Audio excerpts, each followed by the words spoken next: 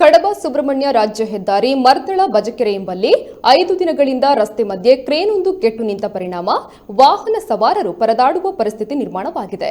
Railway ಇಲಾಖೆಯ ಕಾಮಗಾರಿಗೆ ತೆರಳುವ ಸಂದರ್ಭ ತಾಂತ್ರಿಕ ದೋಷದಿಂದ ಕ್ರೇನ್ ಕೆಟ್ಟು ಹೋಗಿ ರಾಜ್ಯ ಹೆದ್ದಾರಿಯ ಮಧ್ಯೆ ನಿಂತಿದೆ.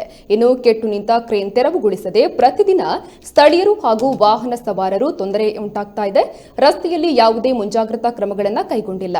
ಕ್ರೇನ್ ಕೆಟ್ಟು ನಿಂತ ಜಾಗದಿಂದ ಸ್ವಲ್ಪವೇ ದೂರದಲ್ಲಿ ದೊಡ್ಡದಾದ ತಿರುವು ಇದ್ದು ಅಪಘಾತ ಸಂಭವಿಸುವ ಸಾಧ್ಯತೆಗಳಿದೆ.